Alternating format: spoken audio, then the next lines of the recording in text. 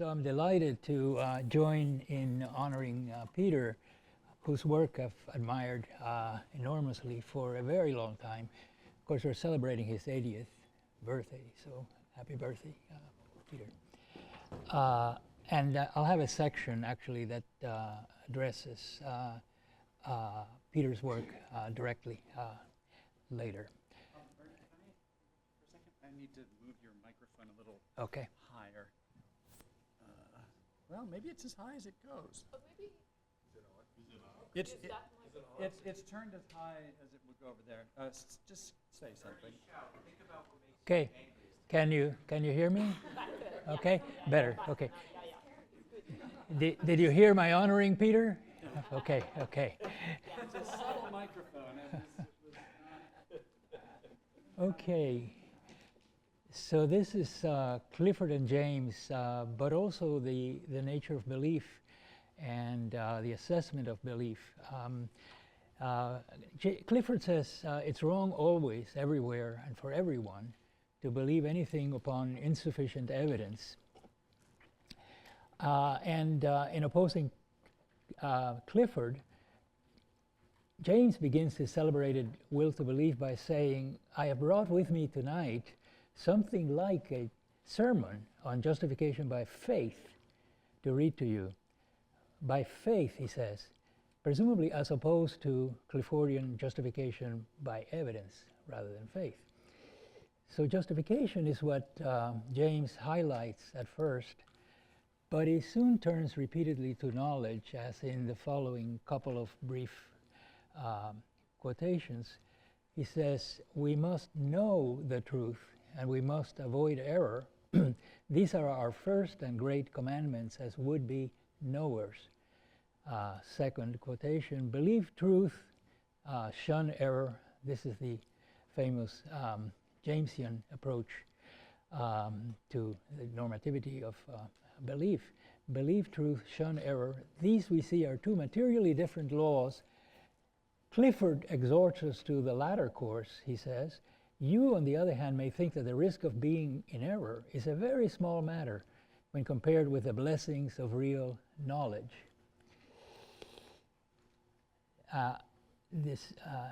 Everybody should have a handout, item 2. In order to avoid triviality, we do well to understand Clifford's sufficiency of evidence as an intellectual matter of knowledge-pertinent quality of belief. He passionately believes it to be morally wrong to form a belief based on intellectually insufficient evidence. Ironically, James, for his part, defines belief in a way that favors Clifford's dictum in the end. To believe, according to James, is to hold a view with a closed mind, a sufficiently closed mind. And plausibly enough, when we adopt a belief, it normally goes into storage and remains there even once the initially supportive evidence is gone from memory. So lots of things we believe that we initially acquired no evidence, but at this point the evidence is gone, the belief stays. On the Jamesian account, every belief would come with some degree of firmness, of how easily it would be revoked. That's his word. And this dimension of firmness is constitutive of belief. Belief constitutively must be a view held firmly enough. That is, it must be sufficiently irrevocable. So constitutively, belief must resist revoking with a degree of firmness above some given threshold. In any case, if to believe is to close one's mind in that sort of way, to some such sufficient extent, then Clifford's dictum is this. It's that one should never close one's mind on insufficient evidence. Clifford's dictum interpreted in terms of James's view of belief.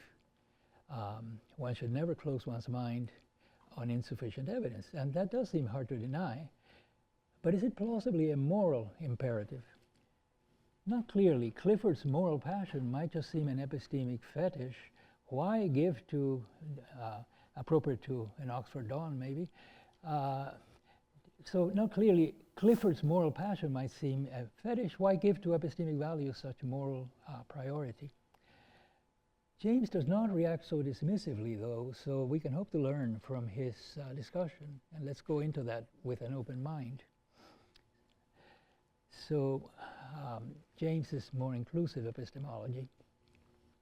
Knowledge matters doxastically. In honestly taking up a question, we'd normally want to know the answer to our question, but is knowledge all that matters in the way of belief? Don't we often need to settle for reasonable or rational belief, or even for a best guess? Looking beyond the blessings of real knowledge is to be expected when we turn to morality, politics, human relations, career choices, life plans, and also when we turn to religion, which is James's main focus in that paper. Doxastic competence is exercised in domains of professional expertise, such as the medical, the legal, the financial, as well as in various athletic domains. Here we also find art critics, wine and food connoisseurs, etc. Doxastic competence is exercised all over the place. No single probability threshold seems plausibly imposed across all such domains.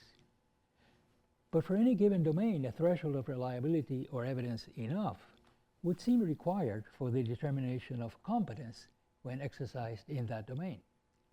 Some threshold. Assessments of sufficient competence and evidence reach a high pitch of practical importance in a malpractice suit, where experts need to decide whether the accused is guilty of what? Of incompetence, of insufficient competence. So they must be working with some threshold, and it may depend on the domain exactly where the threshold is set for incompetence of, for example, of a diagnosis, if it's a doctor.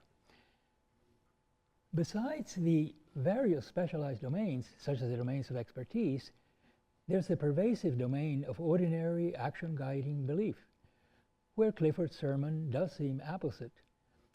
Take his example, Clifford's, of a ship leaving safe harbor. Is the boat shipshape? One would not demand Cartesian certainty before setting sail, but sufficient evidence seems not too much to ask. And what that amounts to more substantively is presumably that there will be some threshold of evidence that must be surpassed before you appropriately say, yeah, the ship's good to go. People's lives depend on it. When we store an ordinary belief just based on evidence, we need sufficient evidence. Once a belief is stored on the basis of sufficient evidence, however, it can properly stay in storage absent defeaters. We cannot require that the believer retain possession of their initial grounds. Still, sufficiently supportive grounds are initially required in line with Clifford's dictum. Enter now James's equally passionate stance, ostensibly in opposition to Clifford, with James's conception of belief as a view stored firmly enough, with a sufficiently closed mind. Given that view of belief, then, in opposing Clifford, James would be allowing you to close your mind based on insufficient evidence. And initially incredible that may seem, this Jamesian view that you can close your mind, okay, based on insufficient evidence, though initially incredible, it's often defended. I mean, you are told if your medical recovery depends on it, then it's okay to close your mind. Your life may depend on it. And the same goes for athletic success, which may depend on self-confidence. So there are these pragmatic factors. So is that how James opposes Clifford's fixation on sufficient evidence? Does James's opposition to Clifford invoke pragmatic justification beyond what mere evidence would provide? How wrong that is as a way to interpret James is clear, though, in his mockery of Pascal and Pascal's wager as follows, and I quote from James's paper. We feel that the Pascalian wager lacks the inner soul of faith's reality, and if we were the deity, we should probably take pleasure in cutting off believers from their infinite reward. No doubt any similar pragmatic defense of faith would be similarly dismissed. So ironically enough, James has only scorn for pragmatic justifications of religious belief. If we're to understand his opposition to Clifford, we've got to look somewhere else. James introduces his view of belief with no fanfare as follows, and I quote, "The maximum of liveliness in hypothesis means willingness to act irrevocably. Practically, this means belief." Item 4, belief then requires irrevocable, continued willingness to rely on a given stored content, and such revoking would seem both modal and temporal. In order to be revoked, a belief must be present at the given moment, and its revoking would concern modal and future alternatives. Belief is then an exhaustive commitment that you are sufficiently unwilling, or unable to revoke. A required modal status that is not just instantaneous, but concerns an open-ended future. Synonyms of revoke include abandon and drop. Antonyms include keep and continue. So what's revoked must be there already to be revoked, and the revoking concerns storage, since it concerns whether you keep and continue that belief, which if you didn't do, you'd be revoking it. That phenomenon promises a way to understand James, and also a view worth considering in its own right. That anyhow is what I hope to make plausible as we move now beyond Jamesian exegesis to the issues themselves. Suppose you face a question deliberatively, aiming to answer it knowledgeably, not just by guessing. I propose to distinguish two importantly different things that might go on in your deliberative process as you are considering this question and deliberating what to do about it doxastically. Either one might go on,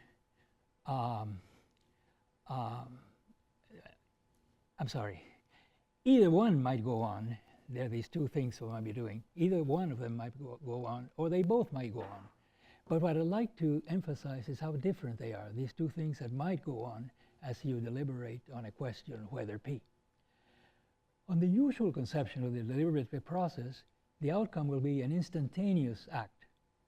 Such deliberation is then focused on a moment of decision, as we then consider, or as the thinker then considers, whether to affirm, which can take the form of a guess or something more ambitious. In any case, it would be an instantaneous act, and that's the end of it. We thus reach the familiar epistemological sphere of deliberative questions: should you affirm or not? Should you affirm alethically, aiming at truth?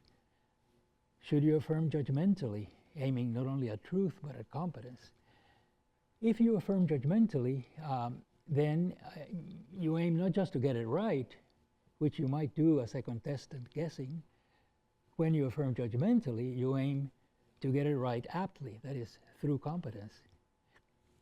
And such are the options we are taken to address in epistemic deliberation, as this is usually construed. But it's all focused on the act of affirmation, denial. Well, denial is just affirmation of the negative, of course, and or suspension. So that's one way we might be motivated as we consider whether P, for sure. But it would be short-sighted for epistemology to focus exclusively on a decision restricted to a particular occasion, where the question is just whether to then affirm alethically, or whether to forbear doing so, or to affirm aptly, or to forbear doing so. Why would that be short-sighted? What might be missing? Item 5. We should distinguish two sets of options opened when we address a question. One set of options is the one we've just been looking at, how to judge at that very moment of decision.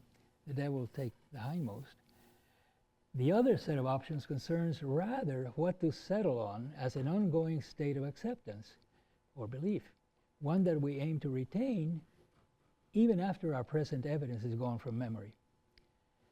Again, it's one thing to affirm at a particular moment with whatever objectives of truth or aptness, quite another thing to upload for indefinite keeps. in a way that is open-ended. And that second thing seems no less important than the first, perhaps more so, given how much of our lives is governed by what is stored rather than by episodic conscious judgment on the occasion. On one likely interpretation, James's irrevocable belief takes us to that second thing, to the diachronically sustained sort of belief, open-ended. Even if it did not help us to understand James, as I think it does, that sort of diachronic doxastic state still deserves our attention. It's the attempt to get it right on a given question by sustaining a view diachronically with sufficient resistance to revoking and with no need of monitoring or any further support. So what's stored that way is a determined policy to affirm that P through alethic representations in the open-ended future when the occasion may come up. A determined policy to affirm through alethic representations either in premising, as one reasons, or in affirming on future occasions when one alethically takes up the question whether P. Beyond James. So we need to understand the purely epistemic sufficiency that's involved in Clifford's moral rigorism. When is evidence indeed sufficient to permit assertion and constitute knowledge? How and where is the pertinent threshold set? A threshold might be set by some pertinent social entity, as when a panel is created to rule in a malpractice suit. And I guess I've myself been unable to find any other plausible way to understand how a threshold of reliability or a threshold of evidence might be set so as to distinguish competence from incompetence in doxastic performance. Maybe others could do better. I'll be receptive. As things stand, though, I'm at a loss on how to think of what could possibly set a threshold of that sort, doxastic competence, except by appeal to the judgment of some pertinent community. And it would depend, of course, on the domain and the community in charge of that domain, whether it be legal, financial, medical, scientific, etc. In any case, however it's set, why is such a threshold important for the assessment of our diachronically stored beliefs? It's important because we're continuing repositories of vast stores of information even after the initial supportive evidence is gone. And we must rely on our stored riches, both when we draw on the testimony of our fellows and when we draw on our own reserves of information in the indefinite future. 6, so no wonder the community is morally interested in regulating such storage. We depend vitally on ourselves and on each other. And so there's a powerful social motivation to require some evidential minimum as a condition for proper storage, for what's going to stay there even after the evidence is gone, just as Clifford requires. There's a powerful social motivation for some moral requirement that you must satisfy some minimum before you go around storing these things that people are going to rely on later, that you yourself are going to be relying on later. We cannot be required to constantly monitor our background beliefs on pain of negligence or recklessness. Life's too busy, our attention too limited for that to be feasible. More feasible is a morally liberal policy allowing information to be stored unattended unless some weighty enough reasons intrude and require attention. But there's more to this story, so here's the next chapter, believing and opining. On important topics, you may well have opinions that you are prepared to defend, opinions definitely not irrevocable in the way required by James for ongoing belief. Quite to the contrary, opinions properly held require an open mind, willingness to entertain objection, even seeking out objections. The open mind is proper to democracy, and it's required for a flourishing academic community. Included here is the simple democracy of an academic department not just the vast complexity of a nation state. And included also is a normal academic willingness to ponder reasoned objections. Rational opinions open to revision thus stand in contrast with close-minded Jamesian belief. 7. Opinions differ from fixed beliefs on one side and from educated guesses on the other. Unlike guesses, opinions attract community background interest, as do certainties and beliefs. In a rational community, there's going to be some threshold of minimal rational competence, and that would be a threshold below which you must not fall on pain of community disapproval. And so here we get malpractice suits and the like. In an academic community, malpractice suits are rare, but peer review is pervasive. So various thresholds of competence are constantly applied, whether by malpractice legal panels or by journal referees. Referees assess competence, not just arguments, since a major concern of referees is negligence. A paper can be faulted not for what its arguments contain, but for what it fails to consider. A paper that does fine in the quality of its arguments might still be negligent because of what it fails to consider, and thus get rejected. Thus, we can distinguish between belief and opinion through how open your mind ought to be. On many issues, Jamesian irrevocable belief with a closed mind is inappropriate. Art appreciation, political convictions, a lot of philosophy, the rest of the humanities, much of academia, really. Their opinion rules for the most part. Proper opinion in those domains depends on discussion and debate, openness to objections. The pertinent communities will impose limits on where and how you can properly ignore reasoned opposition. Any such domain of issues is then resistant to the proper formation of flat-out Jamesian belief. So, resistant to belief understood in the way James wants to do. One must then be free to form opinions without any implication that you can only properly opine based on sufficient evidence to close your mind. On the contrary, it's essential for those communities to keep channels of communication open, etc. So we can respond to Clifford's dictum in a way that goes beyond the Jamesian response, even if we're still aided by James's insight on the nature of belief.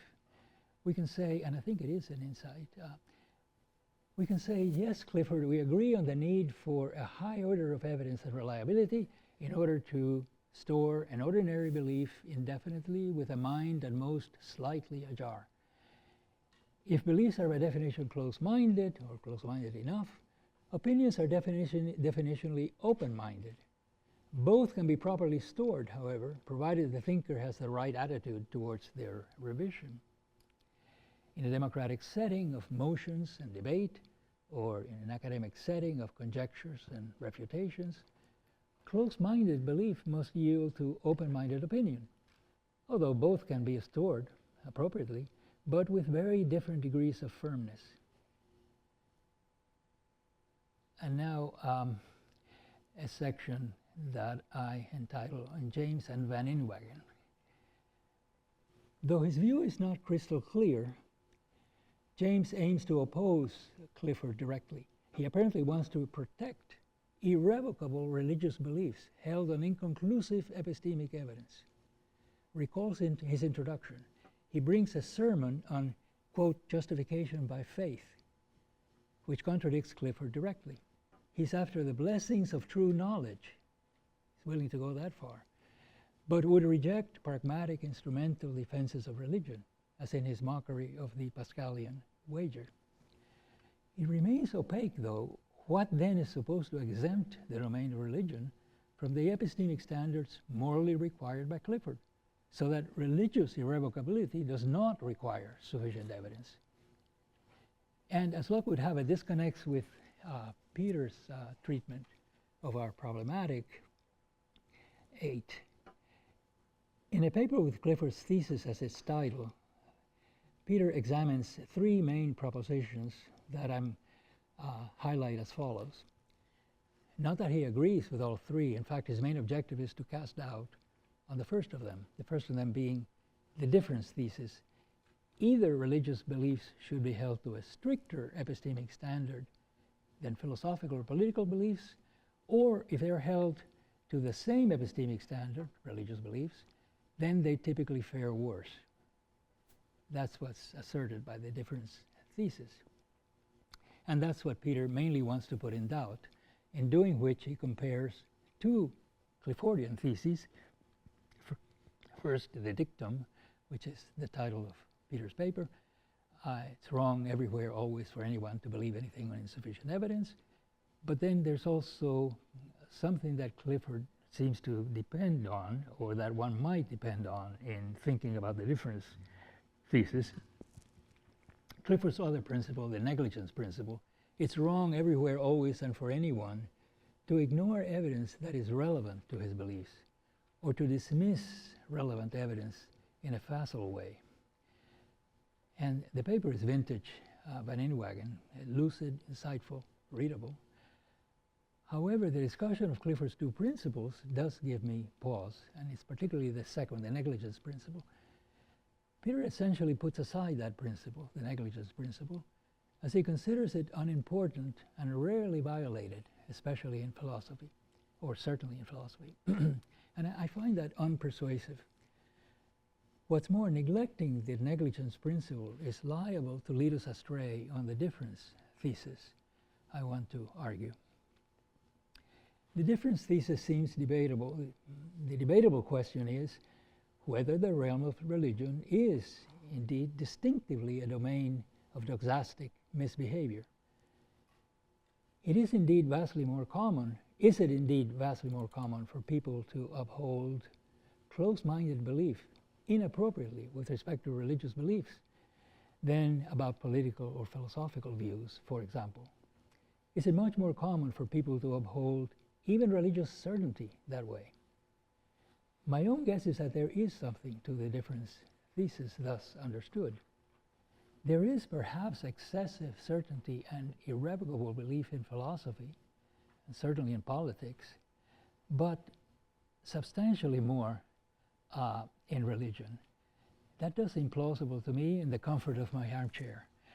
But is it more seriously sustainable? And let's have a closer look. Faith and belief. My conjecture has been that doxastic misbehavior is distinctively high in the realm of religion, and my guess is thus in favor of the difference thesis, which puts me in opposition to Peter's paper.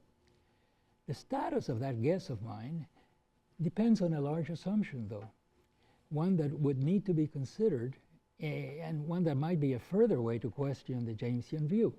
I mean the assumption that religious faith belongs on our chart at all. Is faith a matter of alethic affirmation at all? Now, my own conjecture is in the affirmative, that it does involve that normally. I'd say we do often combine faith with opinion, or even with an educated guess. Here again, a proper defense would require examining the very idea of faith and examining the idea of religious faith in particular. And faith might simply amount to faithful, steadfast willingness to guess, especially in community. And so, given that, here's what I found surprising, that James may well be correct, that we have a right to such faithful, steadfast guessing, even an intellectual right.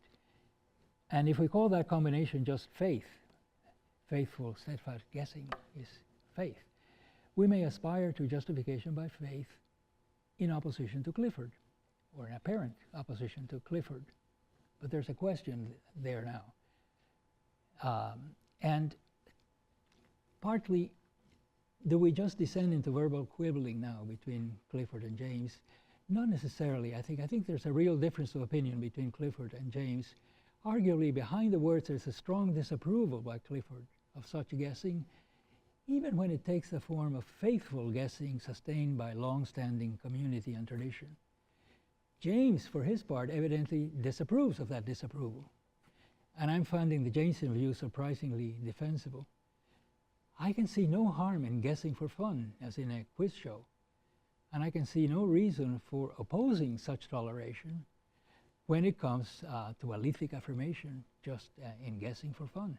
When it comes to the quiz show, of course, but even when it comes to religion, I still can see no reason for opposing toleration of that stance to the questions of a given great religion, say.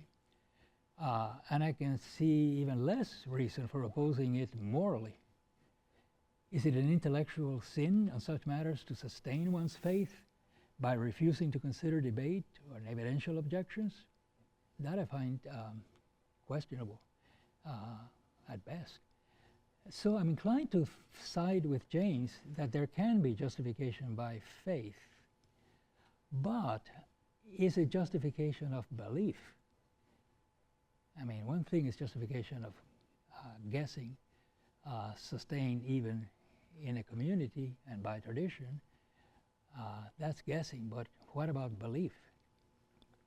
That's not so clear. And now a puzzling issue turns out to matter for the Clifford-James dispute. In what respect is such faith different from Jamesian belief? Can there be a sensible distinction between such faithful guessing and outright close-minded belief?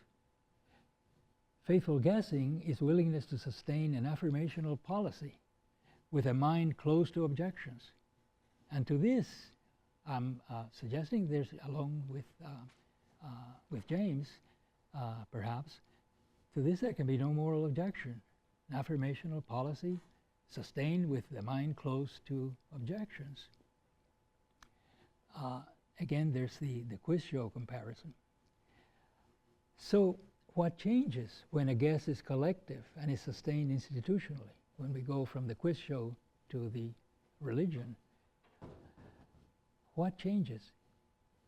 Here again, you might refuse to enter into debate and intellectual weighing of alternatives, and maybe this is all there is to faithful religious conviction. Why should this incur Cliffordian moral horror? But again, is such faithful religious conviction tantamount to religious belief?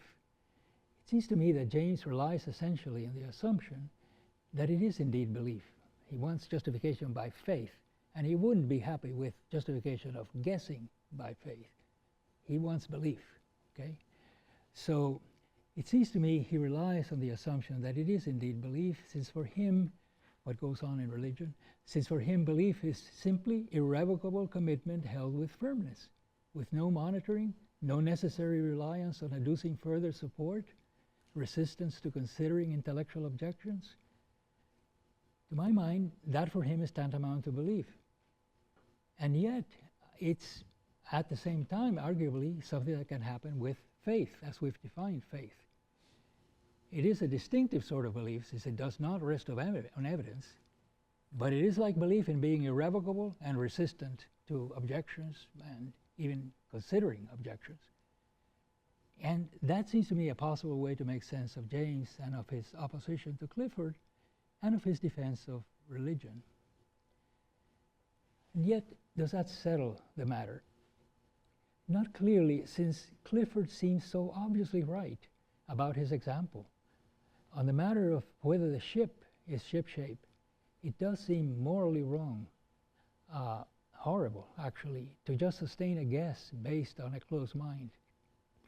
People's lives will depend on this as they leave the safe harbor. That seems especially clear if you are the ship owner and you conveniently close your mind so as to avoid expensive repairs. So we have a puzzle. What could make such a big difference between religion and sailing? Perhaps we can just distinguish domains of doxastic conduct by their respective degrees of practical bearing. In domains with minimal practical bearing, we can enjoy moral freedom to sustain faithful guesses, to do so in community, and to do so with institutional scaffolding. Quite distinct from such domains, though, are domains with more direct bearing on action and on the practical consequences of action for people's lives. Clifford's example is a clear case in point. And that has important bearing also on contemporary political life, given the enormous practical implications of such collective faith for momentous state action.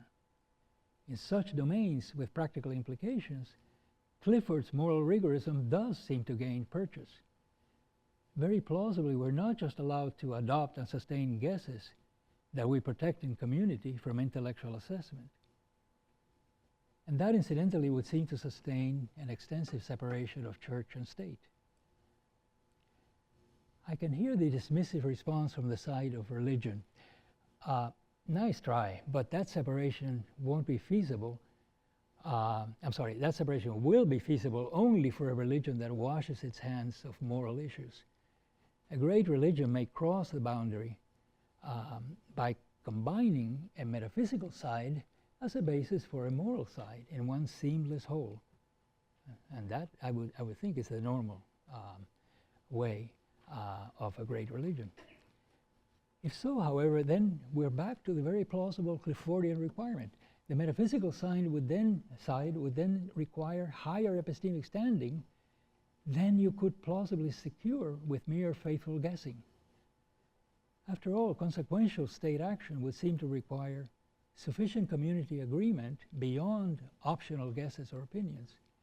And so we're back to a substantive and consequential clash between Jamesian and Cliffordian approaches to the bearing of evidence on proper policy, individual and collective. Beyond evidentialism, and what a difference that makes. On that large clash, it's hard to disagree with Clifford, at least if one agrees with his evidentialism. What could make religion so special that you don't need evidence for justified belief, especially if you include the moral side? Well, can't we just fall back on faith? Well, no, not if faith is understood as collective guessing with tradition and in community, but B, we need the metaphysics to provide a rational basis for the moral side. In order to make a religion whole, with both its metaphysical and its ethical sides in proper order, we then seem to need a metaphysical side sufficiently well-based evidentially. Only thus could metaphysics properly sustain the ethics, the moral side. So must we end with a nod to Clifford and rejection of James? No, I feel that there's still more to consider. At least I want to throw out a couple of things.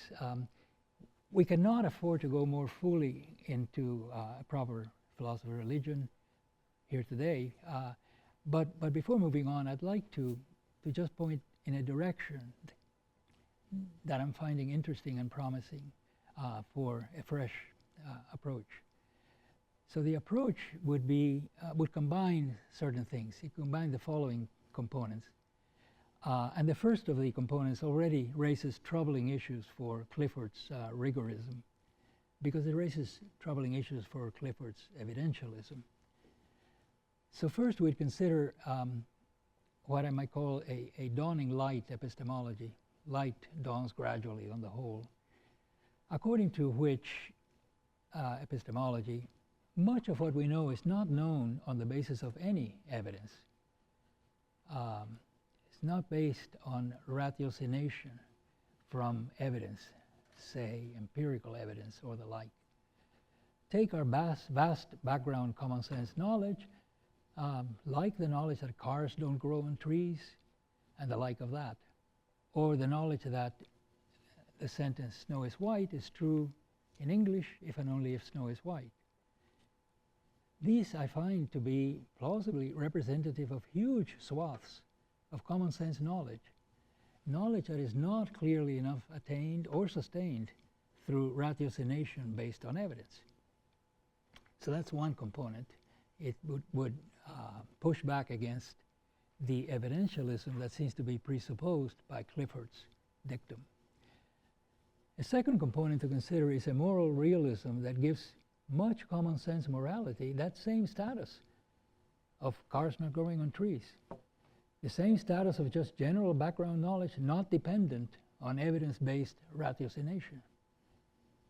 So that would be the second idea. And finally, the third would be considering a conception of a great religion as a complex that includes both a metaphysical side and a moral side, with no epistemic hierarchy between those two sides. The two sides may fit together nicely in various ways, without either one serving exclusively and asymmetrically as an epistemic basis for the other. So that's an approach that, given the time, I'll need to shelve for today, but I'm putting it on a top shelf for future study. And so I do want to conclude with some epistemological reflections. Beyond the intriguing philosophy of religion and its relation to political philosophy, separation of church and state, and the like, we've gained awareness of the importance of Jamesian belief as a view stored with closed mind. And we've also gained a bit more clarity on the distinction between the closed mind of belief and the open mind of opinion. To highlight the importance of such diachronic, doxastic phenomena is not to downgrade the instantaneous act of judgment, which is no doubt worthy of all the attention and theorizing that has been lavished on it, on the instantaneous act upon deliberative assessment and reflection. So it's not to downgrade that, the instantaneous judgment, is rather to suggest that diachronic belief and opinion are also important in our intellectual lives. Indeed, one might prefer parity or even priority for those particular diachronic phenomena relative to instantaneous judgment. 11, so take the sort of belief that I have drawn from James, that I'm calling Jamesian belief. That's a state that spreads diachronically. What defines it, though, is not any functional state with a place in the explanation of behavior. Jamesian belief is not to be understood simply in terms of how it bears in combination with desire for the explanation of conduct. Rather, what I'm calling Jamesian belief is to be understood as an agential policy, an open-ended policy to sustain a view. You upload this view, you upload this policy, so long as it is undefeated by intrusive reasons. It's a policy to represent accordingly, even in practical syllogisms, and policy to answer the question of whether P, when it should come up. And so that combined policy of representing in accordance with your adopted policy and of answering alethically in accordance with the adopted policy, that combined policy and its sustainment should be distinguished from how well the thinker-agent succeeds in implementing it. So the policy is itself an attempt. It's a sustained attempt. You commit in an open-ended way to sustaining that attitude with respect to that question. It need not be implemented in order to exist, the policy, of course. So its implementation will be constituted by an essentially diachronic action, not just one that is instantaneous. And such policies, such epistemic diachronic attempts, are an important part of telic epistemology. They are, I would argue, already a part of the telic virtue epistemology of Descartes. I mean, very quickly, one example of how they're relevant to Descartes. Remember, Descartes says he's going to reject in one fell swoop, in one shot, all the beliefs that he has acquired from childhood. But it would be absurd to suppose that you could do that for states that are functional states that combine with desire to cause action. It would be absurd to think of belief that way and suppose that you could reject all of them in one fell swoop. Much more plausible with respect to policies for future adducing and for future responding to the question. Much more plausible that you could reject a general set of policies over a certain domain. The way you could reject your safe driving policies, you become less risk averse and you give up a lot of your very safe policies of, signaling your turns, stopping at yellow lights, and the like of that. So these are diachronic attempts, these policies that you can adopt. They're doxastic policies. Which is more important for us if a comparison is to be made? If you agree that there are these things, which is more important for us if a comparison is to be made? Is it the episodic act, judgment, or the ongoing stored policy-like belief or opinion?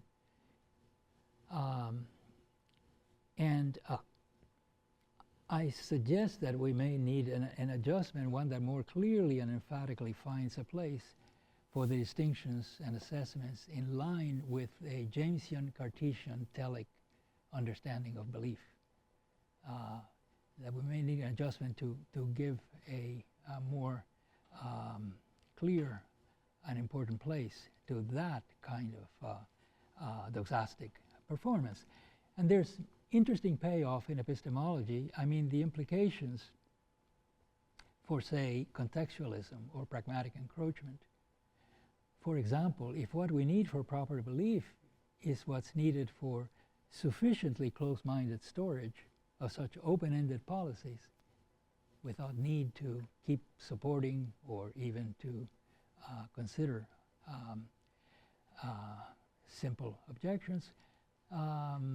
So if what we need for that proper close-minded storage of such policies,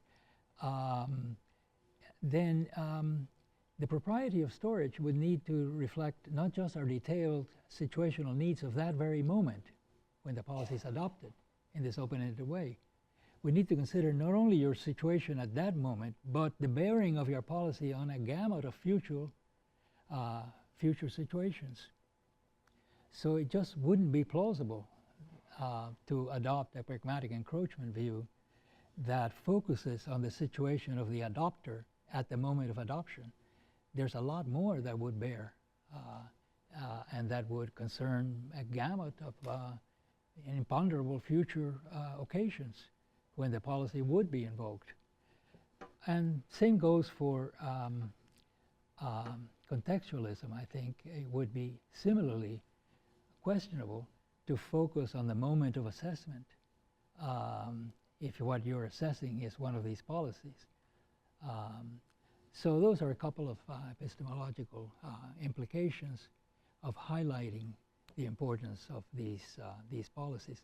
Of course, those wouldn't be decisive refutations of pragmatic encroachment or of contextualism, provided those epistemologies restrict themselves to the case of instantaneous judgment and are not applied to the case of,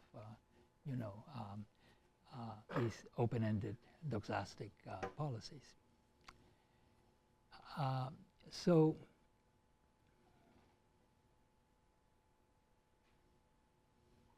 I guess that's it. Thank you very much.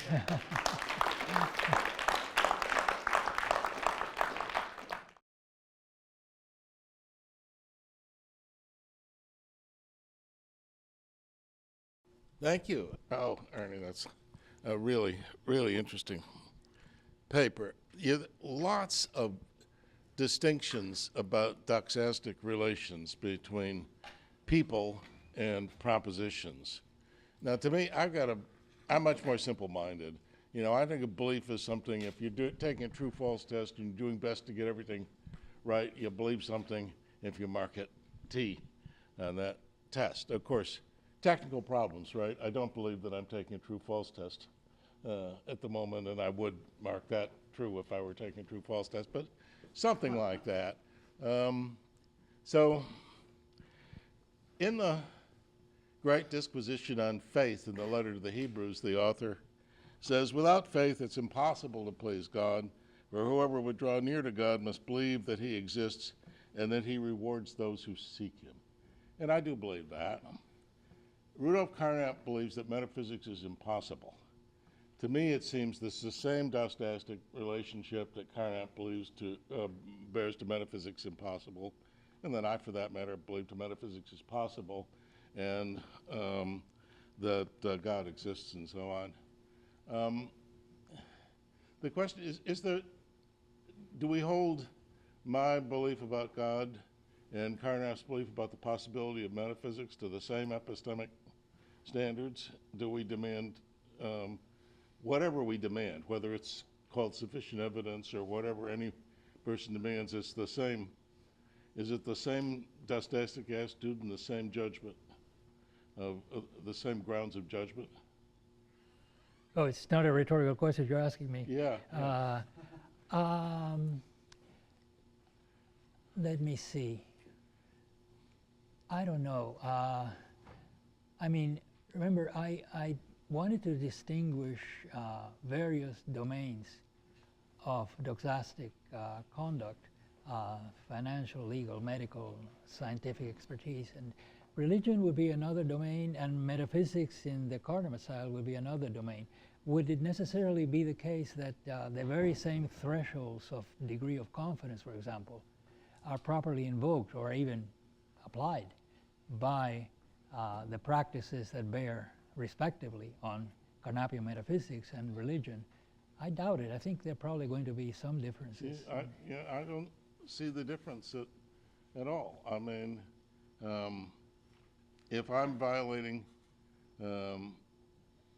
I mean, it might be, of course, that I'm violating the standards by having the religious belief, and Carnap isn't violating the standards by having the belief about metaphysics, but I don't see why they shouldn't be the same standards. Well, do you think, do you agree that there can be a distinction of that sort, or that is that the beliefs that are held, say, in a domain of expertise, be it legal or medical, are different from the standards that are proper to, say, dinner conversation between a judge with the robes off and their wife or a spouse at dinner. So at dinner, the standards are not the same as the standards that apply in a law court for the judge with his robes on. If you agree that there can be these differences, then I guess it would be now a sociological question in part, that is, are in fact the standards that are applied in religious assessment? Yeah. I wonder though if those are standards of belief or standards of assertion.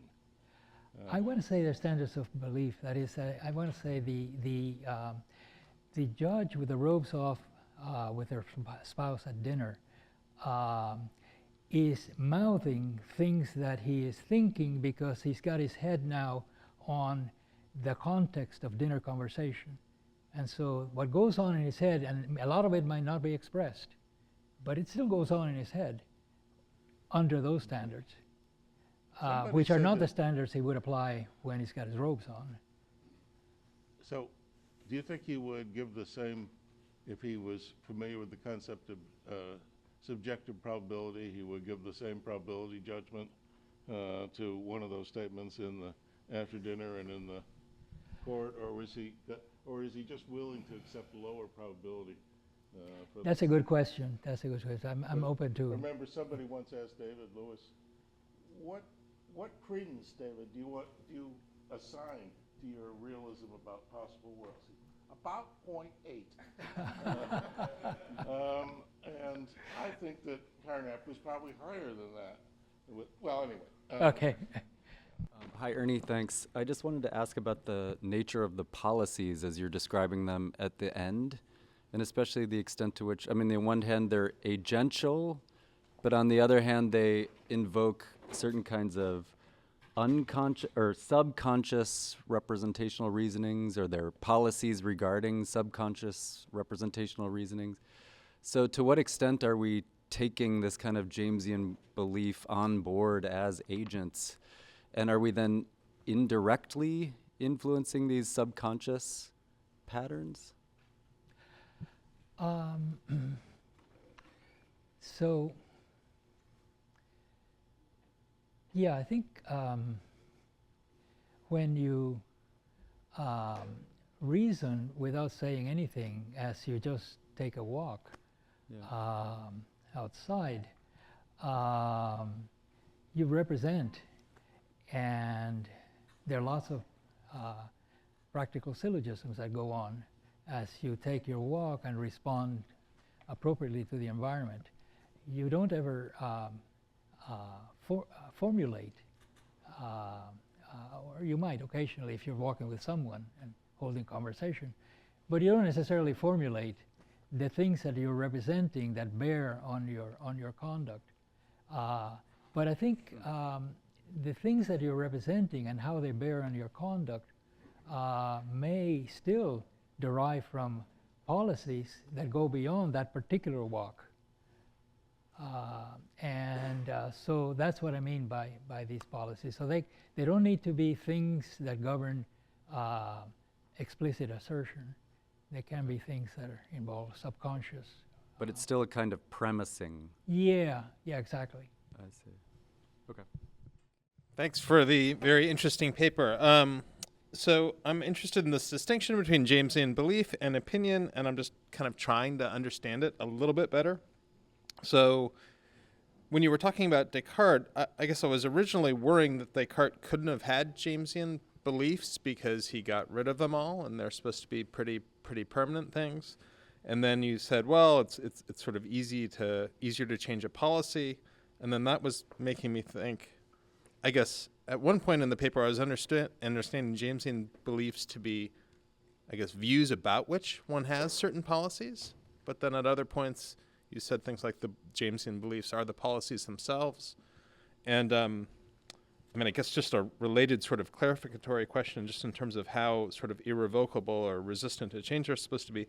I guess I would have thought the belief that one's ship is ship-shape is relatively revocable. I mean, it sort of wasn't revoked in that circumstance, but all sorts of things could make you change that pretty quickly. And so maybe if you could just say a bit more about the sense in which Jamesian beliefs are resistant to revocation. Yeah, there's James makes a distinction actually between absolute irrevocability and sufficient reluctance or inability to revoke. And so he has some threshold in mind for an actually held operative belief that doesn't require that it be absolutely irrevocable.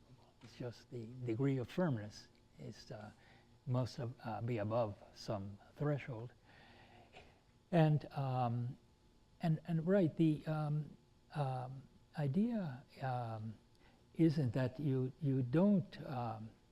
didn't hold the belief if you change your mind. That is, there's a distinction between having the attitude that's a general policy attitude, open-ended for the future. There's a distinction between that and succeeding in this policy that you do hold. So the sort of doxastic performance that I have in mind for these policies that you adopt on a certain occasion is that they are attempts which you may fail to implement for various reasons. So the policy can be in place and can be held with a high degree of intended, there's a distinction between intended firmness and whether you can actually live up to the intended firmness. I wanted to gauge your opinion about what you formulated as Clifford other principle, namely that one shouldn't be dogmatist about evidence or evidence to the contrary. And it seems to me that we have been too dogmatist about being dogmatist. In other words, it's too easy to say that, yes, you should consider evidence, especially evidence to the contrary.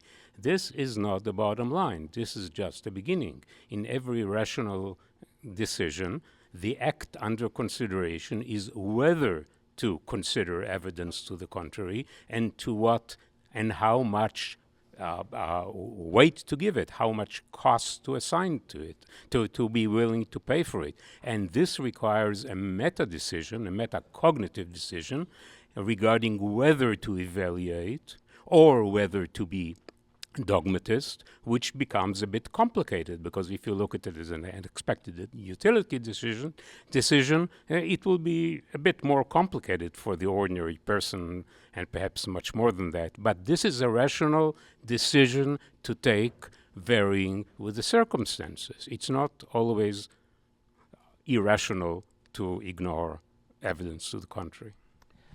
Right. No, that's certainly right. So these are degrees we're talking about, and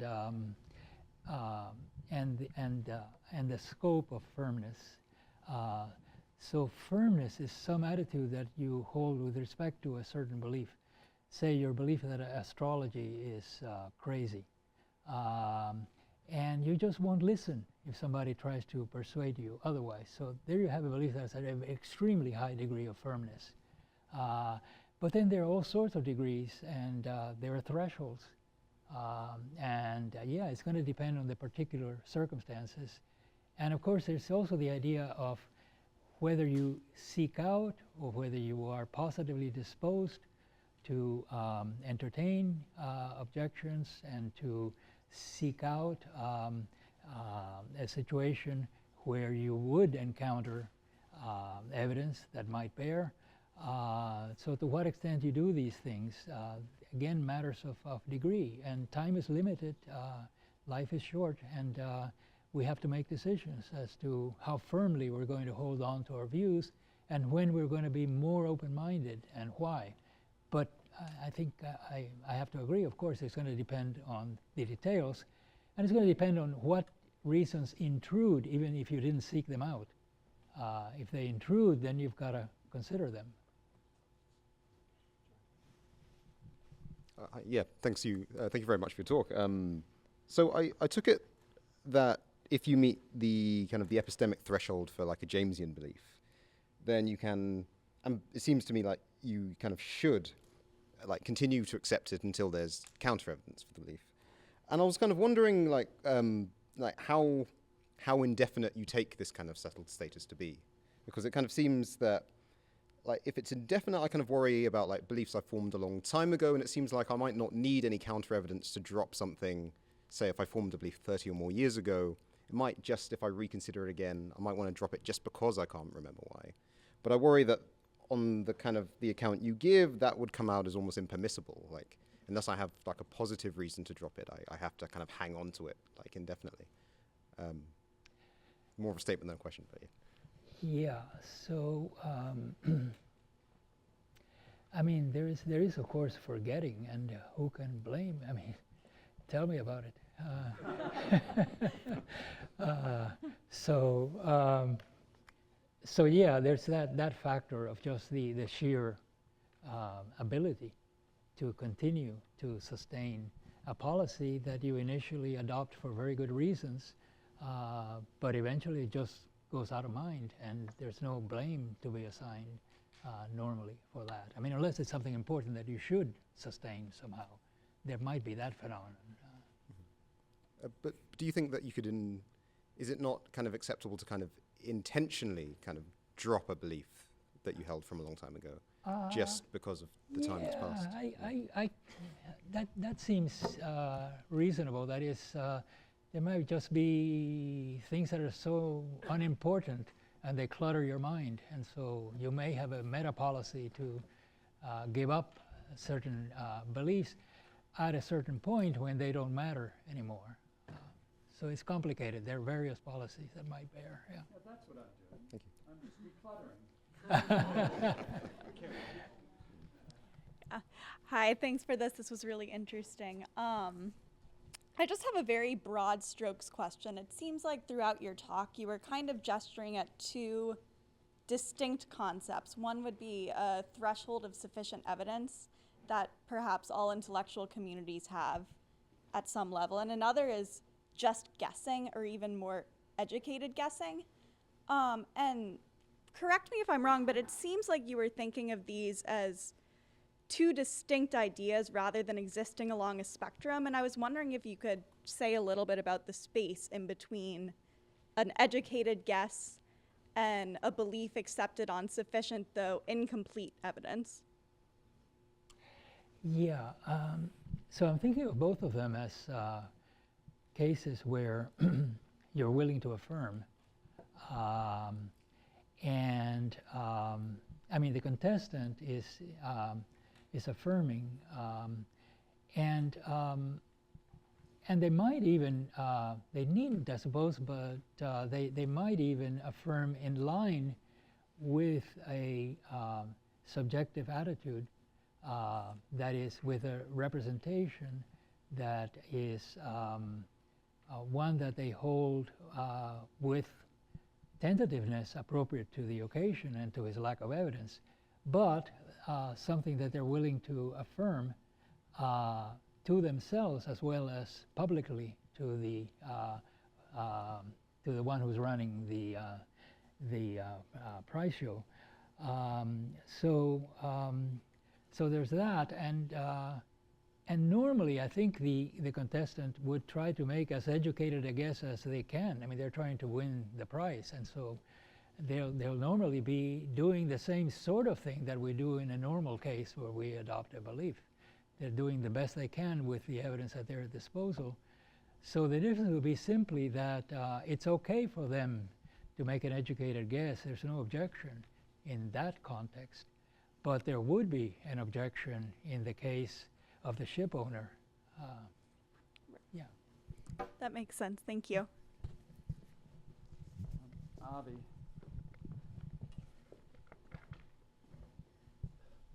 This question is really just a request for you to repeat something you said earlier, perhaps at greater length. You said that James rejects Pascal's wager. I'm just curious, I'm not quite sure I understand the difference between James's and Pascal's views on these matters.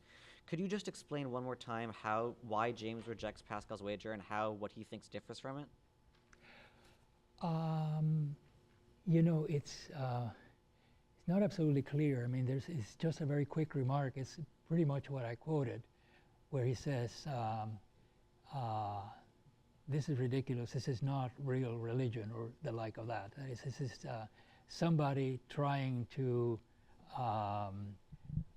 gain advantage vis-a-vis God by this guessing and wagering. And that's not what religion is about. I think that's the attitude behind what he says. But he rejects the idea that this would be a worthy religious affirmation if it's based just on guessing for advantage, guessing for the reward. That's not appropriate. Yes, thank you, Ernie. I have a question that's probably about a version of the difference thesis. I'm not sure I'm going to be able to ask it properly, but let me try it. So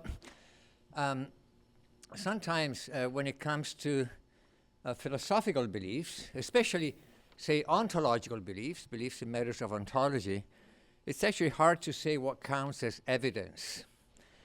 And so it's actually hard to really make sense of this whole business about evidence that you've been discussing. So to use an example that I know Peter often mentions, the famous dialogue between Argol and Bargol, there's a way in which, one would like to say, Argol and Bargol have exactly the same evidence. How come they disagree on the specific case of whether holes exist? I mean, after all, we may really assume that they spend a lot of time together, and so in many ways they have the same evidence. So where does the disagreement come from? That being said, I think one could actually say, well, this is why people put it in terms of ontological credo, right? There is some kind of faith that the truth goes this way as opposed to that way.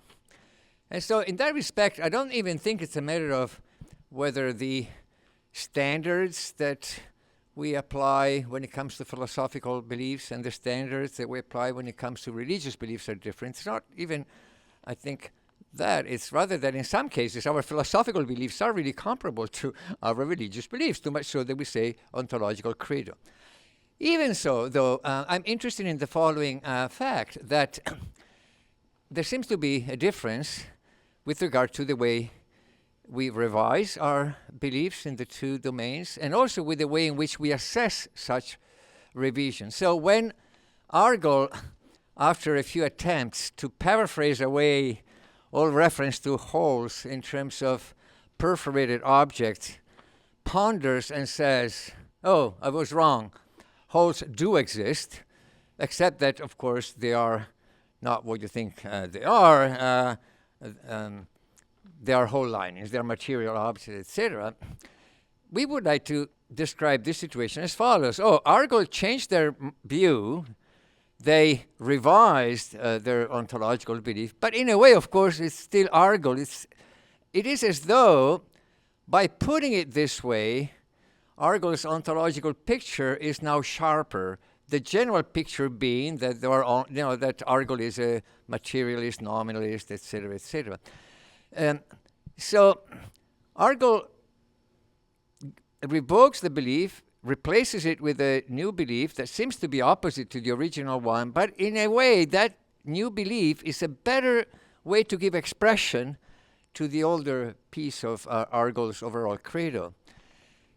Now, my question is whether anything like this happens when it comes, for example, to religious beliefs, to that kind of faith. I have the impression that if someone says, oh yes, God does exist, but now I think that God really is, and here comes a completely different account of what God is, we wouldn't describe it in the same way in which I've just described Argyle's new revision. So there seems to be a significant difference here, not so much in the standards, because as I said at the beginning, I think often the standard seems to me to be quite similar, a matter of faith or a matter of aesthetics or whatever, but rather to the way in which revisions can be assessed. I don't know if the question is clear. I would just be interested in any thoughts you might have on this. Right. It may be that we're comparing incomparables there. We're comparing the ordinary religious believer with anybody who cares about ontology is not an ordinary believer. It's someone within a domain.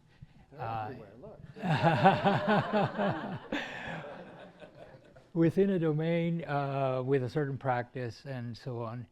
And if we compare more comparable things, you would think rather of, say, Plantinga, rather than of the ordinary believer.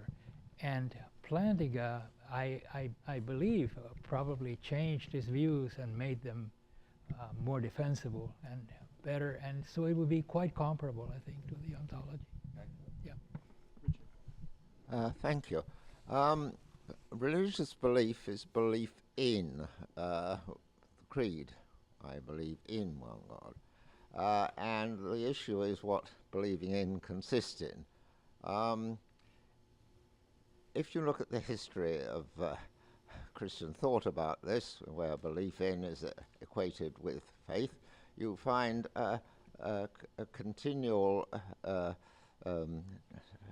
different ways of expressing it, to the extent to which conviction is necessary and the extent to which acting on a policy is necessary. You mentioned Clement of Alexandria, I think, and he took an extreme view that you need total conviction.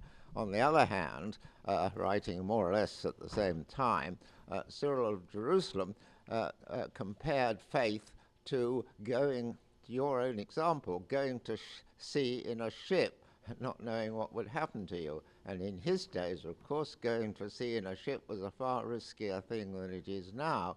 And he was clearly not demanding total conviction or even anything like total conviction for this purpose. So clearly the element of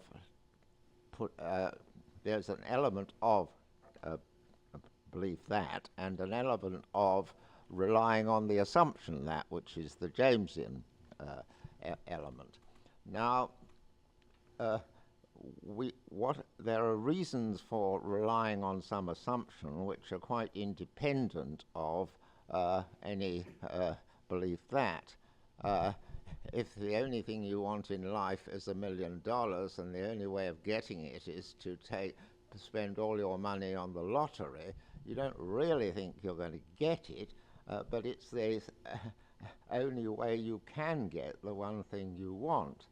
Now, it seems that one reason for trusting in God is that by doing so, it's the only way in which you can get something, by relying on this, something that you think is tremendously desirable. Now, of course, Pascal thought that it was simply having heaven as opposed to hell, but there's no need to put it that way. What you want is to live the greatest life worth living, and you may think that the greatest life worth living can only be had if there is a God, so you're going to rely on this in order to live the greatest life worth living. Now, if that is the case, it seems to me the amount of creedal belief that you need at any given time will vary, and you may indeed creedally believe that some of the creed is on balance probably false, but it can nevertheless be rational to have the religious belief. And I didn't detect that element, which makes rather a difference from the metaphysical situation, as important in your account, but I may have missed something for hearing reasons. Yeah, I'm probably not properly appreciating the full extent of what you have in mind, but I mean, in a way, it's redolent of wishful thinking. That is, the idea is, if I have this faith, then I'm going to have a better life. And I'm going to have a better life because I believe in something whose realization would definitely give me the best life. So because of that, and because of my wish for having that life, I'm going to believe in this, and I'm going to have some measure of a better life thereby.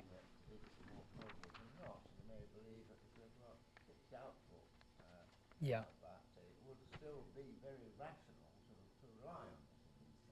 Yeah. Yeah. And I mean, the sort of thing you're pointing to is an important element that's missing from the idea that I was floating of faith as simply guess in community that is properly resistant to objections or intellectual considerations. Because guess in community is perfectly compatible with minimal confidence. Whereas you're putting the emphasis on confidence, and that is a factor maybe an essential factor in a fuller, more plausible understanding of faith. So faith would have to be something beyond the Jamesian idea that is just a matter of evidence-resistant. So I think in the background of this question, I'm more doubtful of the difference thesis than you are, but I think it's going to begin by objecting to the construal of faith. And I do agree, if I just make a guess in a quiz show, that shouldn't impact my politics in such a way that influences other people. So we're good on that. But I mean, so imagine somebody, non-religious person, who says, I believe that every human being has the right to a basic level of living a dignified life. And let's just posit that they don't have an argument for that would convince a 19th century Russian czar. And my thought is if I respond, this seems to me a really bad way for me to respond to them. So that's a guess you have. That's great, but you shouldn't let it influence other people's lives by filtering into your politics. That feels really the wrong thing to say, calling it a guess, because it doesn't feel like a guess to them. It feels like an insight, a conviction. And moreover, guess is just the wrong word, I think, for that. I feel like religious faith is more like that. You know, it's a kind of a, at least from the inside, it doesn't feel like guessing at the quiz show, for sure. It feels more like a kind of, I don't know, fundamental conviction. I don't want to elevate it by using words fundamental and conviction, but I do want to say it's like someone who starts out their politics by believing everybody has a fundamental right to a certain level of dignity. And someone who believes that, everyone having this right to a certain level of dignity, they could believe that for really reflective, interesting reasons, right? They could be a political philosopher and they'd be like the planning a case or the ontologist case. They could believe it for tribal reasons because all the cool kids at school were socialists. You know, there's all kinds of but I guess I want to object to the guess description of faith. It feels more like something like a moral conviction than it does a guess at a quiz show. And then B, I think that cast doubt on the difference thesis, where we're talking about the difference between evidence required for and available to religious beliefs versus, say, fundamental moral convictions, especially ones that I think probably for everybody in this room seem obviously true, but wouldn't have seemed obviously true to very many people 300 years ago. Yeah, so a couple of points. I mean, it might be that the reason for the difference thesis might be just that lots more people have religious beliefs than beliefs of these other sorts. So of course there's more religious misbehavior of belief then, because there's just more people behaving on the side of religion than many. But the main thing though is, it's not very plausible to suppose that it's guessing exactly. But the idea is it's an affirmation that's made in the absence of evidence.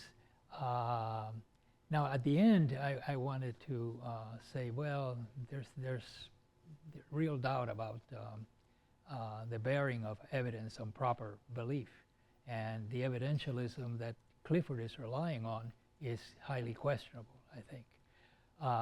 But leaving that aside, there's just this affirmation because it's not something that's an a priori conviction either. The theological picture that goes with a great religion is not a matter of a priori conviction. It's a matter of something more like cars don't grow on trees. You maybe gain it through growing up in a certain community in a certain way. Yeah. So yeah, it's there's going to be more to a more plausible account of faith than just that it has that status of evidence-independent adoption that comes without the sort of status that mathematics has, even though there isn't empirical evidence there either, or that even a lot of a priori beliefs that we have. So you say, well, but still it's not plausible that it's just a matter of exactly like guessing. You're adopting this thing, you're adopting it in the absence of evidence, it's resistant to objections that are intellectual. So in all those ways, it might be like guessing. But you might want to say, well, still there's this other component. Either you might want to say, well, you need some high degree of confidence, and that's absent from the guess. Or you might say the sort of thing that you were suggesting. So I'm not insisting on the full adequacy of the notion of faith as guessing. Thanks for the talk. There's a lot that I really agree with in this picture of faith, particularly the idea that sort of diachronic aspects and communal aspects are important. But I think, like some of the people, I want to hear a little bit more about the relationship to evidence. And I guess maybe there's sort of two ways to put the question. And one is, on your view, what do you make of the sort of widespread phenomenon, both now and historically, of people trying to provide evidence to other people for their religious beliefs? It sort of seems like you must think of them as being engaged in a, to use a term, bad faith exercise of, these aren't the real reasons. There's not. I'm trying to encourage you to have faith in a way for reasons that are different than I myself have faith. So that's sort of like one way to put the question. And then a sort of a different way to put maybe a sort of related question is, how should we think about the person that's deciding what faith community to join? Is it, on your view, is it sort of just going to be more of a matter of like which guesses I like rather than which guesses I think there's good evidence for, or something like that? So, a lot of this is, the questions sort of relate to the dynamics of people coming to join a faith community, trying to get others to join their faith community, and so forth. Good. Yeah. I guess I would return to the earlier distinction between planting and the like, and the ordinary Christian and other religious believers. So when you come to a philosopher or a theologian, there you might have something quite different from ordinary faith. You have a reasoned approach.